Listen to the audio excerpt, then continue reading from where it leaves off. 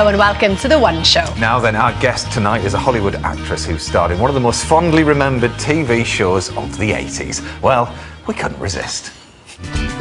This is Matt from The One Show. He's a farmer who can dance. He's quite a guy. This is Alex from The One Show. She's gorgeous. She's one lady who knows how to take care of herself. By the way, my name's Dave the Props Man, and I look after both of them, which ain't easy, because when they met, it was murder. Please welcome from Heart to Heart, the gorgeous Stefanie Powers. How lovely to see you, Stefanie. You might have a future in this, but, you know, let us call you. Yeah. Okay, fair enough. Well, I mean, Heart to Heart was a classic, and lots of TV classics are now coming back and being made into films. Today, there are reports that Miss Marple is getting the Hollywood treatment. Yes, now we usually see her like this, quintessentially English. This is the lovely Joan Hickson. Yes, but it seems she'll now be played by Jennifer Garner, who looks like this. Now that's a real shocker, isn't it? Can you imagine her on a bike? It's a bit of a stretch, isn't it? Yeah, I know. What's the point of that? I don't quite get that. I mean, if they want to do that, why not just make a completely different format? Why not? Well, exactly. I mean, why call her Mrs. Marble? Call her Mrs. Leather. Well, maybe she'll be wearing tweed. Whips and leather. But on a bit of a serious note, why do you think it is then that more experienced Hollywood actresses are not getting the big roles possibly anymore? Oh, I don't know. You know, we've always had a little bit of an obsession with the youth culture. I think it's probably at its height now. The problem is that everybody, you know, they sort of say, when you see the casting list, it sort of says the older person, which means anyone between 40 and death. And you know, they kind of categorize everybody in this one way, and it's a little bit unfair because, by the way, we're all getting older every day. Yes, but you so still look brilliant. Everything comes to he who waits. Yes, You've been exactly. documenting it in your book, haven't you? Yeah. Well, we'll be talking more about your new book, and of course, Heart to Heart a little bit later on. Now then, on the subject of Hollywood romances, it was revealed yesterday that screen legend Elizabeth Taylor was buried last week with a treasured love letter from Richard Burton, a letter that she'd kept next to her bed for the last 27 years. Oh, it shows that their affection for each other never waned, and it was through Burton that Taylor developed another lifelong relationship with a small mining village in the valleys of South Wales. Cary Grant has been to one corner of Britain that will never forget the time that Cleopatra came to town. Pontrhydyfen in South Wales is a picturesque village set in the beautiful rolling hills of the Afon Valley. This tiny village of 500 people was once famous for mining anthracite coal, which is used to power steam trains. Not the kind of place you would imagine to find the biggest screen star of her time, Elizabeth Taylor.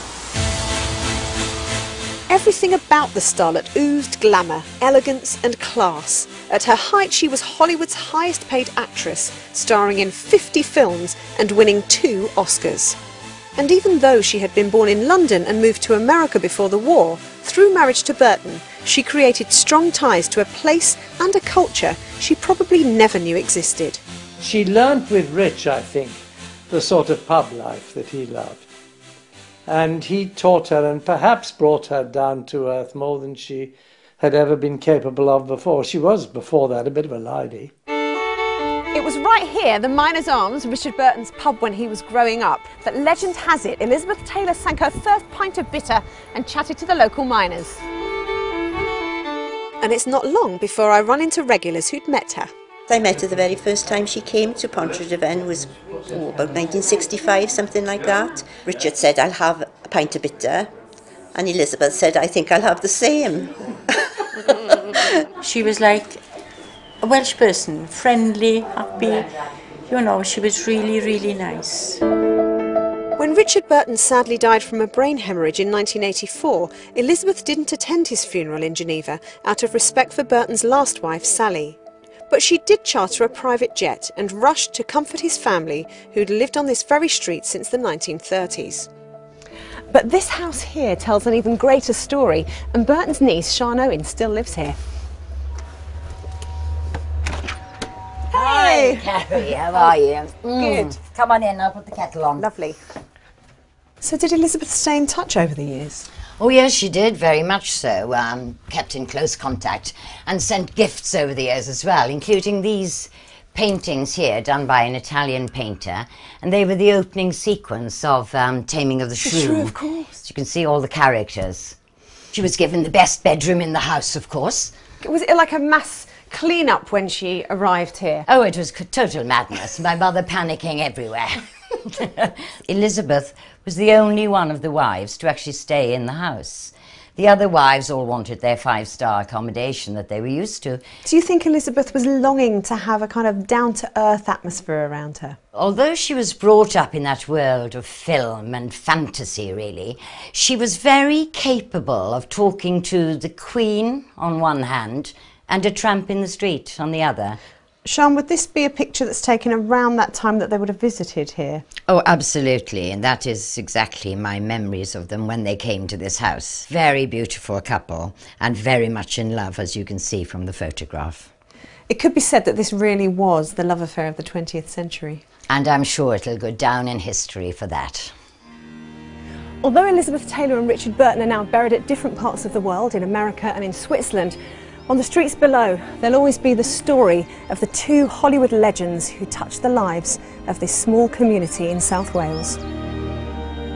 Brilliant story, and a great coat, Carrie. Yeah, what did you think? Yeah, very nice. Was it nice? Indeed. Yeah, lovely, wasn't it? Beautiful people, weren't they? They were so gorgeous. Yeah. In those days. And you have fond memories, don't you? Well, I have a few fond memories of Elizabeth, but the first time I met her was on an occasion, well, it was a very sad occasion for me because I was going through a divorce, and I arrived at a mutual friend, Roddy McDowell's house, and he was sitting talking to two women, and I walked up to him, he looked at me, and I must have looked like going through dramas, and he looked up at me, he said, "Oh, do you know these two women?" And I took a look at the both of them, and I burst into tears, and I said, "I'm getting divorced." And one of them said, "So am I," and the other one said, "It happens to all of us, dear." And you look like you need a drink. Oh. And the "So am I" was Elizabeth. And the "You Need a Drink," of course, was Ava Gardner. Nothing better than a girly chat. Now, at one time, they were only the preserve of the rich and famous. But today, it seems Botox and dermal fillers are preserving everyone, even teenagers. Kirsten O'Brien has met one of those teens determined to keep fresh-faced forever. Sarah Burge is known as the real-life Barbie. She's changed pretty much everything about her face and body, spending over £500,000 in the process. She even has a makeshift cosmetic procedures clinic at home. What's in there at the minute? God, probably silicone, fillers, Botox, Gore-Tex. Isn't that stuff for waterproof clothing? Well, it is, yeah. Your face is now waterproof. Good news. Sarah's introduction to injectables wasn't initially through choice. Pictured here as a teenager with current husband Tony, she was assaulted years later by another man, leaving her needing reconstructive surgery. The fillers filled out my scars. The Botox smoothed out certain crevices in my face where I was beaten, and it's sort of like all cracks that were around here. It just smoothed it all out. It was a necessity for me. It saved my life. And admittedly, when I got put back together and everything was happy, you get carried away. I mean, there's no denying it. Yes, I got carried away. But the most surprising thing about meeting Sarah was that she's prepared to inject her own teenage stepdaughter. How old were you when you had your first Botox? 15. And so were you frightened going into it? Did you have any second thoughts? Or? No, but I was frightened, as you would be. Only because I like needles, so... And were you pleased with the result? Yeah. Yeah, I was really happy. Can you move at all up there now? Can you frown? Yeah. Give it a go? But I've got this line, like, here. Jasmine was worried about frown lines between her eyes that she thinks are a result of concentrating while studying. It doesn't bother me too much at the moment, but I'm scared that as I get older it's going to get worse. Because I know it will. Do you think at 15 you should be allowed to make decisions like you have done, or do you feel like you were being rebellious? No, I think when you're 15 you are old enough to make decisions, and plus I was like nearly 16 as well, so I was in my final year of school. I personally don't think Jasmine needs anything doing at all. Not even the Botox? Not particularly, but she came to me and she asked my advice about it. If I didn't guide her in the right direction, God forbid, I'll probably have a phone call, or her mother would have a phone call in the middle of the night from A&E, so Jasmine's gone and da-da-da-da, we've got a problem here. And it seems Jasmine isn't alone. In America, the numbers aged 18 and under receiving Botox for cosmetic and medical purposes rose by nearly 50% between 2008 and 2009, with US doctors carrying out over 12,000 procedures. There are no figures for teenage Botox use in Britain, but experts are concerned it's a growing trend. Psychologist Dr. Eileen Bradbury regularly assesses client suitability for cosmetic treatment. She's seen a rise in the use of injectables by teenagers in recent years. I've seen quite a few young women, particularly in their mid-teens, who are worried that they've got lines. From the start, you have to have this polished surface, and that I think is a real problem, because if you start using it when you're 16, in a way you have to keep using it till you're in a coffin, because there's no point in starting when you're 16 and then stopping when you're 30. You've started the whole addictive process at that stage. How you go about looking your best is a personal choice, but finding out that teenagers are using this came as a huge shock. Following fashion might be one thing, but Botox is a trend I think our kids can do without. I wonder, when we look back in 20, 30 years' time, whether we'll see this as being as significant as eating disorders in adolescence. Should she have been allowed to take those decisions at 15? I could say, till I'm blue in the face, oh, don't do it, you're beautiful as you are, which I truly believe my children are. Any parent out there that's watching this programme and they've got teenagers, they will know how stubborn they are, and if they want to do something, they will do it. This whole world. That film has actually made me furious. Yeah. I mean, 15. But anyway, you at home can make your own mind up about Botox by watching the full documentary on BBC Three next Thursday. Now, Stephanie, if Botox has been around when you were 15, you know, starting out in the Well, it was. I think it's something like, it's horse tranquilizer or something like that, isn't it? I'm sure it was around for veterinary purposes, but it certainly wasn't around to inject into your body. No, but I mean, at 15, would oh you no, have but been at tempted? 15, I mean, I was a tomboy. I was still climbing trees. I mean, this girl is already provocative, and you know, I don't know what the rush is. You know, the rush to what? What's she going to be like when she's 25?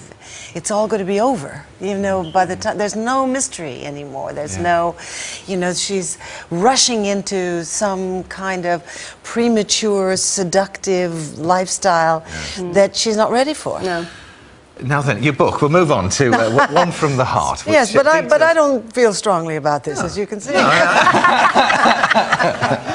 Well, it does detail, I mean, all the Hollywood circles that you've mixed in. Well, it's an incredible read. But it all kind of started, didn't it, with a pair of sunglasses?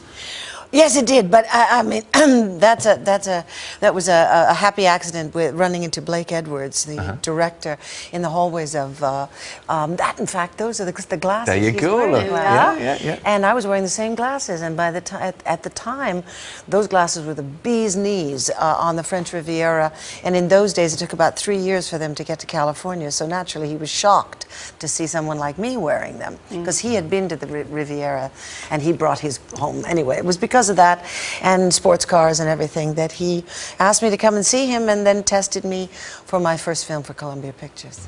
Amazing, amazing. And of course, Heart to Heart was a massive success internationally. It was about you and Robert Wagner playing crime-solving millionaires, of course. But there was a lot of practical joking on set, wasn't there? We had a wonderful relationship, and we never stopped laughing. We worked 14 hours a day. We did 1 hour episode every 7 days, and on the 8th day we turned around and started a new episode. We did 24 hour-length shows in one television year. And at one time, an orangutan made an appearance in the dressing room. What's all that about? Well, we had a competition celebrating each other's birthdays, and I had a brass band show up with a big banner on the set to interrupt one of our takes. And one morning, I was putting my makeup on in one of these great big Winnebago motor homes. So I was way in the far end of this 40-foot motor home. I'm putting my makeup on. There's a knock at the door, and I said, "Come in, come in." Knock, knock. "Come in, come in. Come in, come in." And the door opens, and in walks an orangutan. As one does. Of course, happens here all the It happens time. every day. Of course, of course. And of course, you had a great relationship with William Holden. I mean, he was the love of your life, wasn't he? Yes, he was. And this was an opportunity writing this book. Not only, writing the book was really predicated by two sort of life-changing events for me. My mother's death and my own lung cancer. And as a result of the retrospection that one goes through while recovering from both kinds of events, it seemed as if this was the thing to do, to have a catharsis not only about my mom and myself, but about Bill, and set the record straight on what kind of a man he was, his achievements and his frailties. Yeah. Well, it's a great read.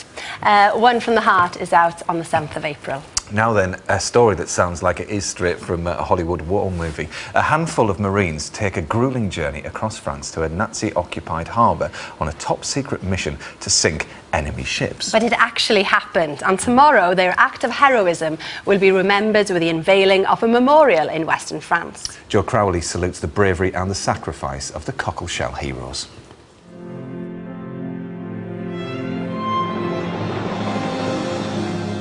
In the summer of 1942, this beach near Southsea in Hampshire was sealed off with barbed wire. It was a secret training ground for an elite group of Marines. They were preparing for a truly heroic undercover mission called Operation Frankton. It required peak fitness. They ran, they swam in the open sea, and above all, they became expert at canoeing. It was just canoe, and weather never stopped us. We did it that much that you were used to it. We could have turned the canoe around on the sixpence in those days. The men weren't told what lay ahead, an 800-mile seasick journey by submarine from Scotland to western France. They would launch canoes far off the coast, then paddle 70 miles inland through enemy lines to the port of Bordeaux and blow up as many supply ships as they could. When photographer Quentin Rees came across one of these original canoes, codenamed Cockles, he became so fascinated he wrote a book about them and the extraordinary unit who became the Cockleshell Heroes. This was their home for 5 nights. It was an extremely difficult task. They had to paddle so many miles every night and lie up during the day amongst the reeds and the vegetation without really moving at all. The canoes were the ideal way of silently entering enemy waters, enabling the men to plant limpet mines on the ships undetected. What exactly is a limpet mine? I have one here. 6 magnets. If you can imagine, that was the side of the ship. Stick it on the side of the ship, leave it there, kaboom. The young men charged with this impossible task were all volunteers and only just out of their teens. How great was the challenge ahead of them? Enormous. These were ordinary Royal Marines. They were the best that were available. Men who were not anxious to die, just anxious to matter. It was thought that none of them would return alive.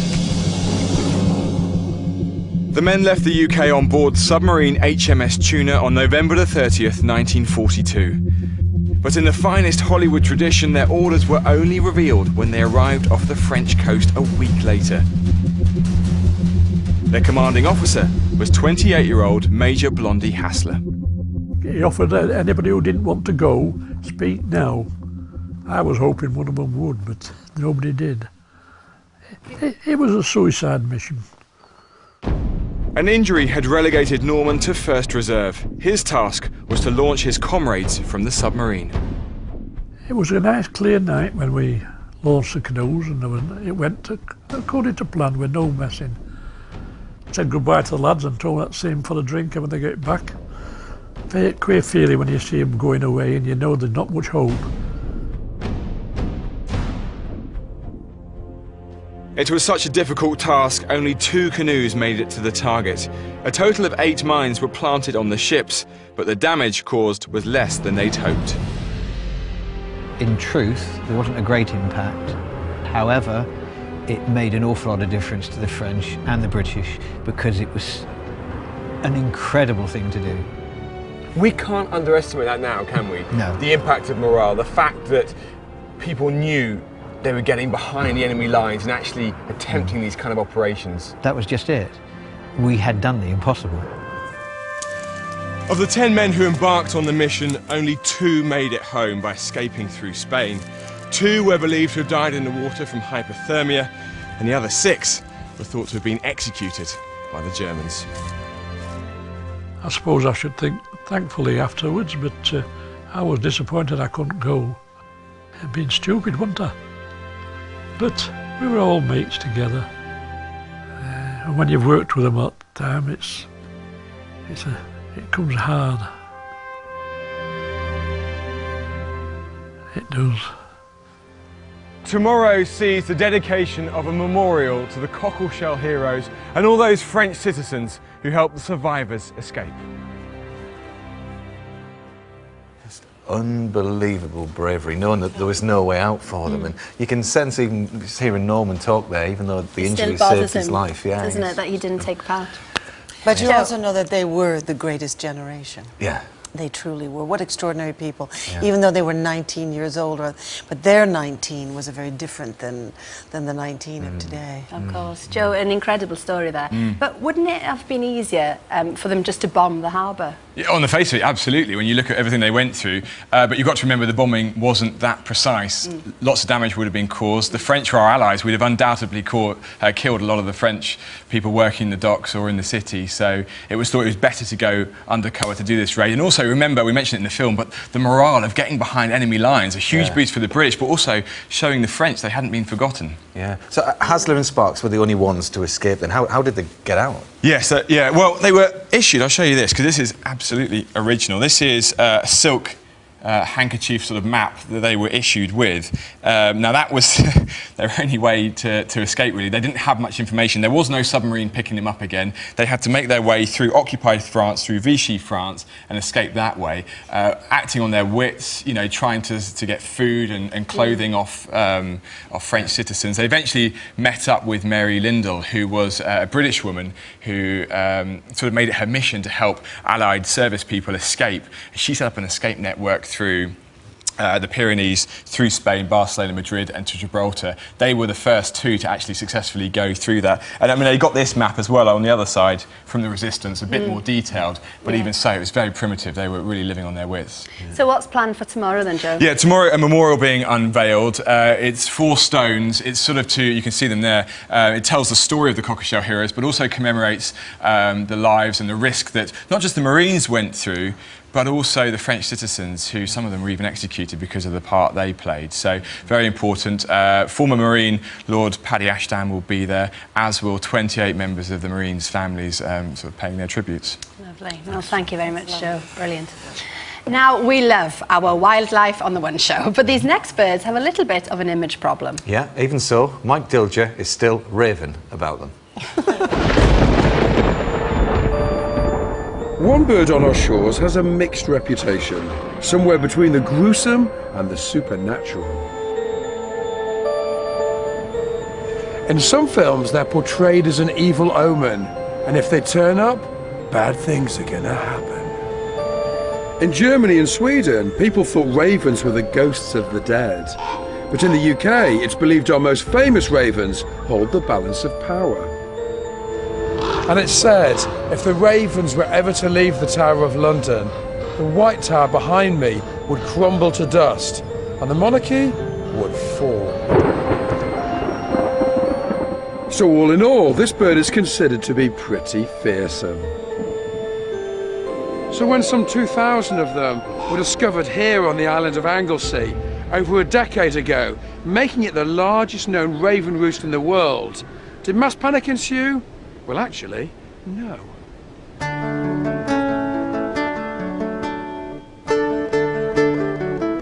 In fact, quite the opposite. They caused mass excitement.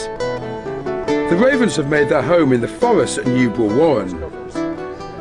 And Nigel Brown, my old lecturer from Bangor University, studied them when they were first discovered.